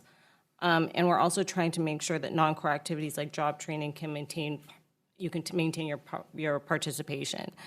It's been a struggle, I'll be honest with you. We've been working on, I think I've done this bill 3 times now, or a version thereof 3 times. It is one of the great challenges. It's, there are non-core activities that you need to do, and there are non-core things you need to do to be employed. Whether that is, I'm a single mother, so we keep talking about single mothers, and I'm a Black single mother sitting here, and I know that, and I have a good job, and I have a good career, but I struggle with childcare, and I've had to try to find time and space to continue my education. It is not easy, and as a state, we're still working on it. We still have further to go in that, and understanding that getting a job is not as easy as some of the folks seem to think it is here, especially as an African American or African American woman. It's just, there are a lot of hurdles, and there are a lot of hurdles for people in my district. For most people don't realize 70% of students in California enter a high school, never see a community college or a four-year university. What happens to those 70% of young people? And they live in my district. And yet it's $25,000 or $26,000 to make sure a two-bedroom apartment, it's $70,000 for a child. For the LAO has said the LA County, it's $70,000 to pay for a child in foster care. This is basic math. It's basic, yeah. It really is. It's $90,000 to incarcerate one man for a year. This is not, this is basic math, but it is not a basic issue. It really does require that we look at a whole human being, and that is from the implicit bias of an African American or Latino trying to enter the workforce or trying to enter an educational facility. It is about making sure that CalWORKs is extended so that people can get the training and the education they need while they still can do their non-conforming activities. This is a complex issue, and to minimize it to just the basic ability of going to work. People want to work. I believe that that's a social, I believe it is socially equitable, and I think it does give people pride, but it is not that simple. Congresswoman Clark. Thank you. To pick up on that theme, I often think of the Boston Globe report that came out a few years ago on the median net worth of families in Boston. Black families, it is $8. White families, it was $247,000. They had to reprint those numbers because everyone thought that $8 had to be a mistake. And when we talk about the dignity of work, and I would ask you, Professor Eden, if you could repeat the statistics of how many people are working on TANF and other. Did you say it was upwards of 70%? So for what we did is we followed children in the SIP over a year. And turns out it's easier to follow children because family structures are so unstable. And we found that even among children experiencing at least a 3-month spell of extreme poverty, having no income in the house, 70% of those children had an adult who had worked. Yeah. So we see that at 90% among other low-income children. Since the early 90s, the penetration of work in the lives of poor households, poor single moms, is just astonishing. You know, back when I first started doing this in the early 1990s, I'm getting older, mothers really thought there was should I work? I'm not sure that's good for me as a mother, and I'm not sure that's good for my kids. And now mothers will say, of course I should work. How else do I model the value of education to my children? So people work. One of the things that was so striking in our research for $2 a day was the level of identification with work. I'm a worker. This is who I am. So work needs to live up to those aspirations that are held by low-income families. That is an incredibly powerful statement. I think part of the problem with these work requirements is that it sets up a false paradigm that people are not working out of choice because they're getting a handout from the government, when actually I think we need to be focusing on exactly what all of you are advocating. And Mr. Weidinger, when we talk about accountability in these programs, and we all want that, I think we also need to be looking at accountability of our systems. Are we paying women equally for equal work? Are we insisting on a minimum wage that actually allows families to survive? Are we addressing in a realistic way systematic racism, systemic racism, and the toxic vestiges we have of slavery? Are we looking at voter suppression? All of these issues come together, and they've really been drawn into focus for me this week with the coronavirus. How are we going to make sure that we are able to keep Americans safe when there are people who do not have paid sick leave, who cannot afford to stay home from the job or multiple jobs they have? that are allowing them to hold on? How are we going to be able to mitigate and have therapies for people who are sick if they are immigrant communities and afraid to come forward and get health care, or they have no insurance or are underinsured? As we see tests for this coming in the range of thousands of dollars in billing for patients who've needed to access testing. So all of these policies are not just a theory and a feel-good. And we have to wrestle with this in a comprehensive way. And when we talk about the dignity of work, we have to make sure that those workplaces, those salaries are really giving people a chance. And I could go on forever, but I won't. But I just want to thank you for your work, Mrs. Brunson, for being here today and sharing your personal experience. It's always people. And we all know how we feel about our grandmothers. And I miss mine every day. But we've got to look at kids and say we can do better in this country. And it's the connection for all of us is so very important. And so thank you for your work. Thank you all for being here. And thank you for having this hearing. I think the one thing that struck me, Professor Eden, when you were speaking is, we all identify ourselves by our jobs.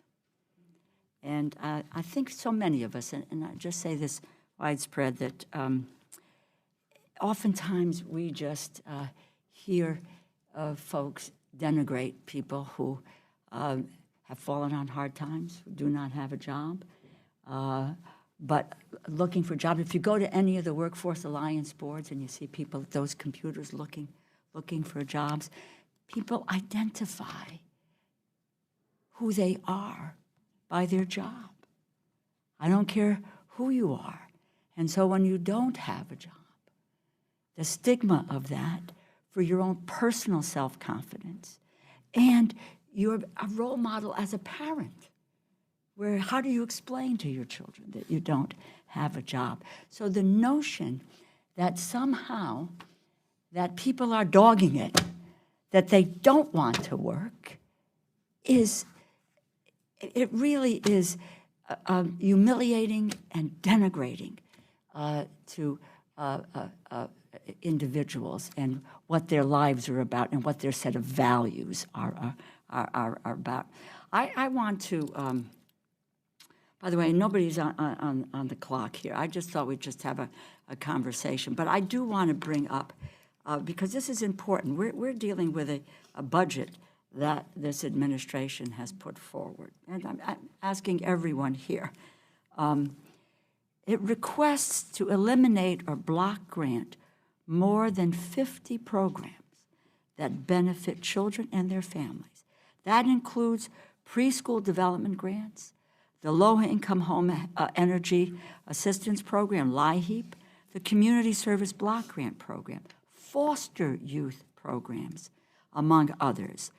It makes egregious cuts to Medicaid, to the CHIP program, and to TANF. Now, we can sit here and say all those things are not going to happen, but some of them are going to happen. And so what I really do, let me just open this up. What is the impact that these kinds of cuts will make on whether it's California or other places? What happens when there are no longer the investments in preschool slots, childcare slots, workforce homelessness programs, apprenticeship programs, internship programs that deal with 70% of the people in this country who do not have a four-year liberal arts degree? Let me just, just throw it open here. What happens when we're faced with a budget like that? Go ahead. I think Matt could also, I think this is a point of agreement between us.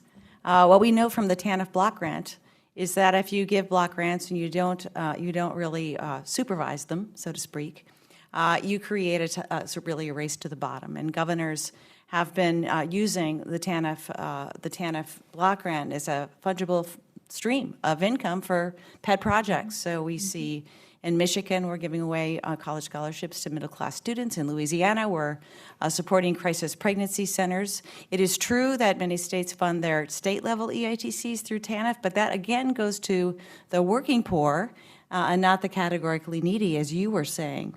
It misses a large chunk of families who are the most needy. So, also in reflection to Matt's remarks, only 8% of current TANF dollars are going to job training. How could a proposal that was supposed to support job training, job placement, be spending so little on the program? So I would say what is going to, and by the way, only of the $16.5 billion, only a tiny fraction now is going to cash benefits. So most states are figuring out ways to basically siphon off most of the money. And I think that's what we could expect in the future. That's our most current model. So since you raised the budget, I'd advise you to think about this even more broadly. I included in my testimony summation of the coming investments expected in the next decade, prepared by the Pete Peterson Foundation, and found that for every dollar of spending that we'll do above our current levels, we'll spend 67 cents of that on senior entitlements. We'll spend 3 cents of that on children. So, I don't need to tell you as appropriators, you are feeling the squeeze of the broader budget issues that we're facing as a country with. Some of this is demographics, it's understandable, it's the way it is, but I think everybody on this panel can agree that children's programs are under increasing pressure because of the broader budget dynamics that we're facing as a country. And until we actually deal with those, these programs will continue to be under pressure. Well, I just would say this too, Mr. Weidinger, and I appreciate, and and in your testimony you talk about using the supplemental poverty measure and such, and where we go and what we do. But we literally do not focus on, and I just have to say this in response, is that we provided the biggest tax cut to the richest 1% of the people of this country. We did that in 2017 without, in an immediacy. We're not thinking about a deficit. We're not thinking about anything else. And where we go all the time when we think of what economic pressure we have, we focus on seniors as we contrast them with kids. Let's look at the top of the list here and find out who the beneficiaries, the real beneficiaries are of our current policies. And when we can get to leveling that playing field, then we will have the kind of money that we need and the resources that we need to make sure that our kids are taken care of and that our seniors can retire and have health care and a decent way of life. It's not you. I'm not shooting the messenger here. I just get so frustrated with the notion that we never take up what happens at that level. Dr. Garfinkel, Professor Garfinkel. So if it's okay, I want to come back to the importance of cash for a moment. Fine. Because I always think of that's important as well. So, Yeah. so as a long-run matter, capitalism is the best system we know for reducing poverty. Mm-hmm. But capitalism creates economic insecurity by its nature, and that has gotten worse recently as the labor market has changed and gotten more insecure. And several people have said, gosh, just what would $2,000 or $3,000 or $5,000 or $6,000 do to, how would that improve the lives of families with low income with children? And the answer is, it creates a base, a secure base, and it reduces economic insecurity, most especially at the bottom, but I can tell you it extends well above the bottom. The most important finding that come out of the Poverty Tracker study in New York City, which is a random sample of the whole city, is only about 20% of the population is poor in any given year. If you look over 4 years, it's close to half. And for those people who aren't, some of them who aren't poor, some who are poor, measures that we call hardship, but I like to think of them as economic insecurity, things like not going to a doctor because you couldn't afford it, running out of money to buy food, not being able to pay your housing, so you're possibly, in the worst case, thrown out of your housing, not being able to pay bills, electric bills, getting your heat turned off. Those kinds of insecurities in any given year in New York City, it's like 30%. And over the period of 4 years, it's closer to 60. It's above 50%. If we can find a way to stabilize the incomes, which child allowances would do, that's a huge contribution, not just to the poor, but to the lower middle income, to the near poor, etc. Capitalism will do the work in the long run so long as we share the fruits of the capitalist system. I know my colleagues want to get into this, but you had a comment you wanted to make, Dr. Besheroff, So, and then we'll get both of you. I just want to point out, so I think many of us would agree with the kinds of things that you said, Chairwoman, but let me point out the following. We have this big, long report about ideas to reduce poverty, and most of the programs you described that you were feeling so angry about being proposed to be defunded didn't make it into the report. Now, right? Well, no. So to me, I'll just close this in a minute or two. All right. So the challenge is both to make those programs that you listed work better and to get the American people to believe they work better. I mean, I can tell you the consensus about job training programs is don't do them, right? Among the technical people who look at this. Yes, and the committees here aren't very excited about putting money in job training either.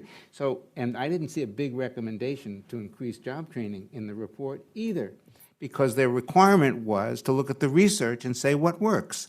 Now, I was against that requirement. I think you should try all these things, but the necessary product, and I know it's politics, I can't help here, but the necessary part of the answer to what you said, I would say, is we have to improve those programs so that the American people believe more in them. Sorry. Everybody believes in the LIHEAP program. I'm sorry, Mr. Besheroff, and boom, it's been eliminated. Go ahead, Dolores, and then Barbara. Catherine, I love that. Sorry, just very quickly, because I'm obviously here to represent the committee. Right. So we did examine work training, and we did include one promising program work advance in one of the packages. You are right that we did not look into other programs. Part of the reason, as everyone knows, is that the task was to look at programs that could reduce poverty within 10 years. So it's important to clarify that. In regard to block grants, it's very important that we did examine whether they may be able to reduce poverty. We look at the evidence carefully, and the evidence is not there to support that block grants could reduce poverty. And actually, the discretion that they give to states could very well work in the opposite direction. We have been holding different sessions around the country to disseminate the report. In Boston, we had one that was focusing specifically on the intersection between child poverty and racial and ethnic equity. One of our presenters has conducted very powerful research that shows that block granting the TANF program, one of the things that it's done, as many people here know, is that it has increased the percent of funds that go to the other category. That is not childcare and other things that are legitimate uses, but the other category. And one of the things that he found is that states in which the caseload has a higher proportion of African American clients are more likely to be using the other category. Again, reinforcing this idea that we have to be looking at these issues simultaneously. It's not only child poverty, but it's issues of racism that are very much present in our society. Yeah. And thank you all again for being here, and wanted to just say a couple things. First of all, child poverty rates right now constitute for me a state of emergency. It has so many different layers. You talk about systemic racism. You talk about early childhood development. You talk about children, homeless children. I mean, in terms of just the ability for them to have a stable address and how do they go to school and going to 5 and 6 schools a year and moving around. I mean, the next generation of children who are living now below the poverty line are going to have a very difficult time just negotiating living in America. And so I'm at the point now where I'm saying, and I'm glad Andrew Yang mentioned this several times during his campaign, of going back to a guaranteed annual income, something that will help stabilize this state of emergency until we figure this whole policy thing out. Because I'm so worried at this point that this country is becoming a country again of it's two countries, one that is below, that is unequal, and the other that is just off the scale in terms of the 1%, in terms of the money and the greed in many respects that now we see on each and every level.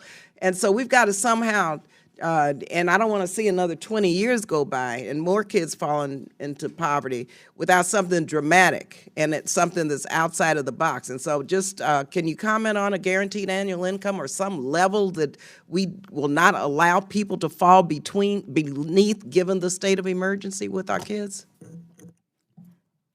So the reason I am advocating for something like the American Family Act rather than guaranteed family income is I actually believe the insight of David Ellwood when he came to the realization that good social policy has to be attuned to American values. So what the American Family Act does, and I'm going to quote from my quote when I reviewed the proposal, is that it sends a clear message that society values and supports the essential tasks of parenting and recognizes the special burden that all parents of children, especially young children, face.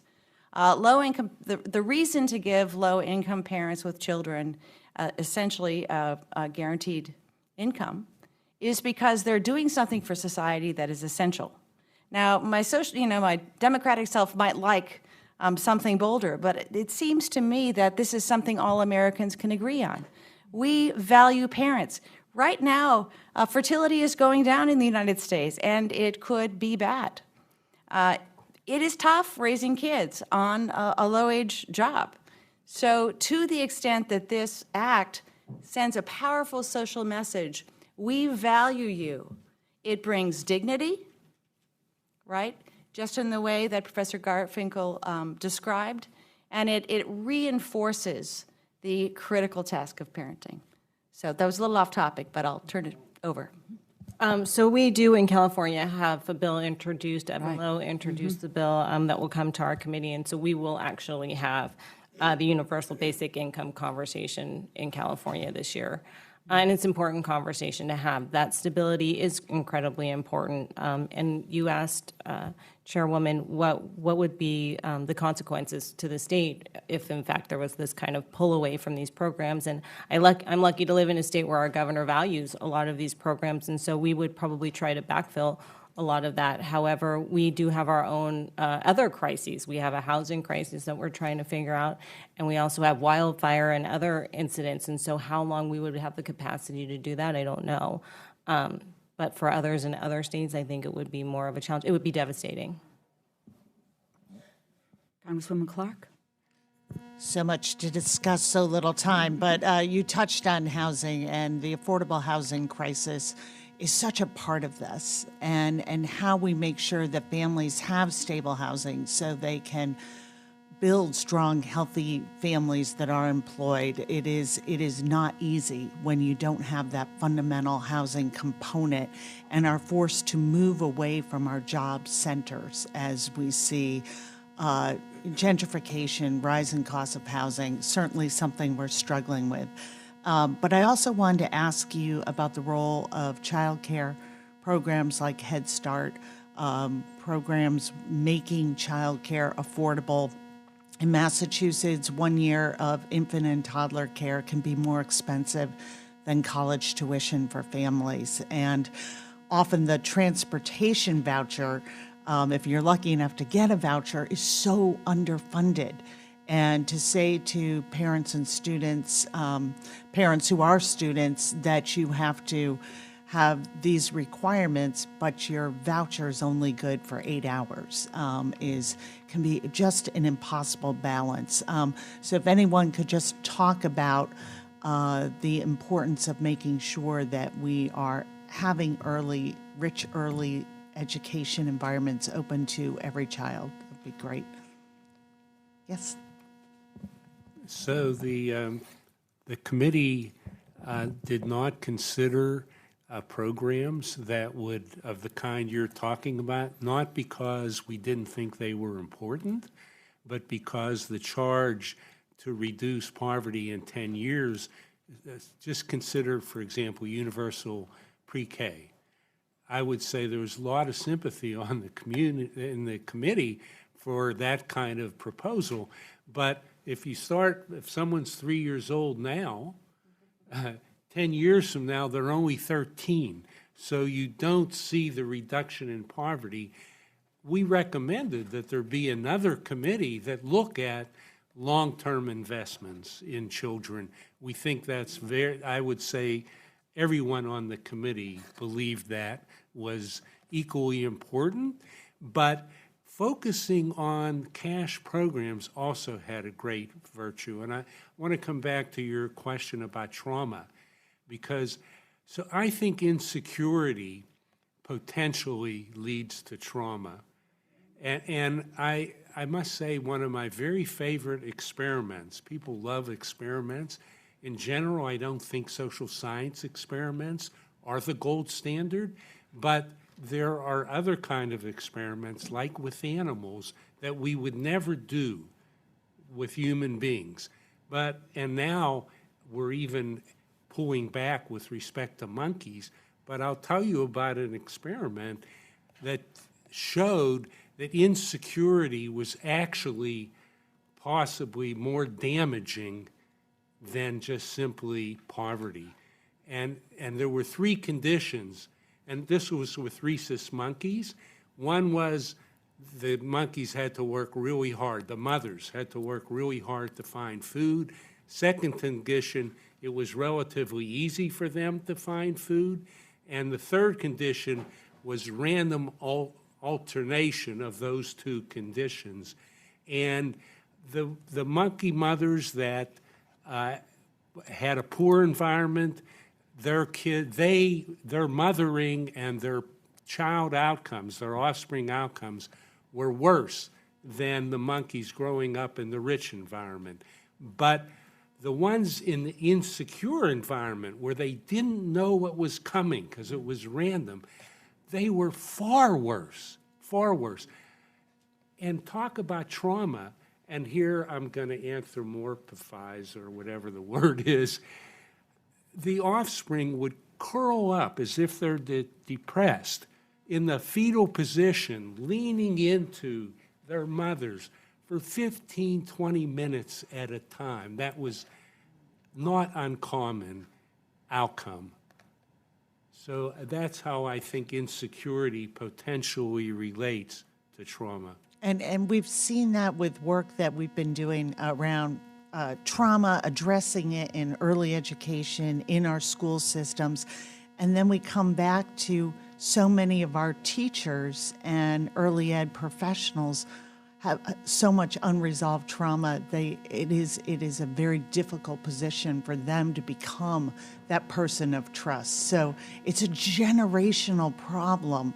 But I think we're beginning, and California is leading the way in putting this together as one of the markers that we have to look at. And we know that being in poverty is an inherently traumatic event, and that, like you said, that insecurity, that not knowing, maybe one week there's good meals and the next week there isn't. you moving, whatever the change is to adjust to a rapidly changing economic condition in the family it has profound effects that are real and have, if we really want to bend the healthcare cost curve, we better start looking at this. Thank you all again. Yes, I want to speak on what he was saying about poverty as far as, with the school system and the teachers. The teachers, like I said, they're not teachers like we grew up with. And the teachers are being bullied, and they're bullying the children, and that's where I think that the poverty comes in at, where, with the kids, their mentality and everything, they don't really get everything that they really need from the school system, because one of the teachers told my granddaughter that, that he was going to make it his business for her to stay back. Now, what kind of stuff is that to tell a child? The school system is failing our kids. Just want you to know on that note, where I went to high school, the principal said to me, because I was a cut-up, she said to me, "You'll never amount to anything." So, but I had an unbelievably strong support system. Absolutely. That I could fall back on, and a support system that said, "You go, girl." That was it all about, and that's what's critical. I want to give you, what we want to do is, just like, very, very briefly, if you want to tell us something, what we should do, and I just want to go quickly down the line, because we're going to wrap up the hearing. Why don't we start with you, Professor Eden? So I would say, whatever you do, think about whether it incorporates the poor and brings dignity. I think the American Family Act, which is a little bit more generous version of what was in the report, does that. I'd like for you to think about, the children and child poverty, because in the middle class area, and especially in Ward 5, the children are suffering. Mm-hmm. Yes. We have a responsibility to reduce child poverty by half today, because we know how to do it. I'm embarrassed to be so small bore. Ask the CRS to give you a report on marginal tax rates and work, and marginal tax rates and marriage, because you could do something with that. Right. Thank you. I would say prevention is key. Prevention includes universal preschool, and I would say that there's a new class of people, they are working poor, and the notion that they are stupid or lazy is outdated and ridiculous. And demeaning. The report provides an array of options. We tend to think in this town of all or nothing. We shouldn't. There are important incremental possibilities within the report that are flagged, so I would point your attention to those. Thanks. Garfinkel. So I understand that as an academic from Columbia University and heading of a poverty center, I can't endorse the American Family Act. But what I can say is that if something like the provisions that are in the act were enacted, it would be a good thing. Okay, thank you. And just to wrap up, I just say, by the way, I also, and these are personal stories because people tell personal. I'm sorry.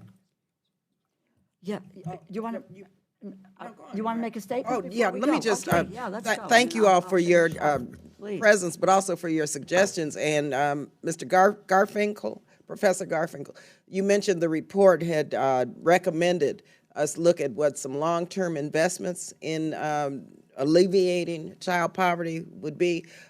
I think we have enough here to talk about some follow-up next steps from the report. But also, I would add, Madam Chair, I think we need to take on looking at this issue and put into our report language, looking at the issue of systemic racism and child poverty, because everyone here has mentioned some of these underlying issues. And until we really bring that forward, sweep this out from under the rug, we're going to hold the line on some of the programs. We're going to maybe be able to do better with some, but we'll never be able to address the disparities with children of color as it relates to poverty. So I think we need to have something in our report this year that addresses long-term investments as well as the issues of poverty and racism, and hopefully the Academy can be part of this. So thank you again very much. There's a great suggestions, and I also would like to ask all of you if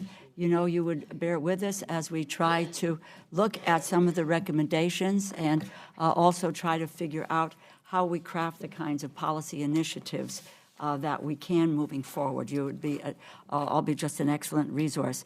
What I was going to say is, I don't remember all the details, but my folks were evicted many years ago, and our furniture was out on the street at 79 Pearl Street in New Haven, Connecticut. And I can only recall what the stories are about what that did and what that meant, to my folks in trying to make sure that they could be gainfully employed and take care of their only child. I would like to say this, that there are people in this country years ago who fashioned a social safety net. They were Democrats and they were Republicans. They were not naive people. There are people who realized that as we moved down the road of industrialization and of moving forward, that they had the potential of people being left behind. And so what they tried to do was to put in place this social safety net that would keep people from falling behind. And for those who would say that nothing has happened as a result of those social safety net programs, really, quite frankly, don't look at the data. Let's just look at the data. And you have, this is in 2018, 4.7 million children lifted out of poverty because of the EITC and the CTC, 1.47 million from Social Security, 1.38 million from SNAP, 936,000 housing subsidies, 800,000 school meals, 497 from SSI, 429 from child support, 216 from TANF, 160 from WIC, 103 from the UI program, unemployment insurance, 72 from LIHEAP, 27 from workers' compensation. These programs work. They work. And what we need to be doing is to strengthening these programs and adding on to them as we go forward and not fall into our own trap that says that people are not working as hard as they can and doing what they need to be able to have economic security. And that is why what you have done here today, all of you, I thank you so very, very much for your contribution to this effort. It means a lot to all of us. And again, I want to thank Congresswoman Barbara Lee, Congresswoman Lucille Roybal Allard for, in 2015, having the vision that this would be a direction that we needed to go in to study what's going on with childhood poverty. With that, the hearing is closed. Thank you. Thank you, sweetheart.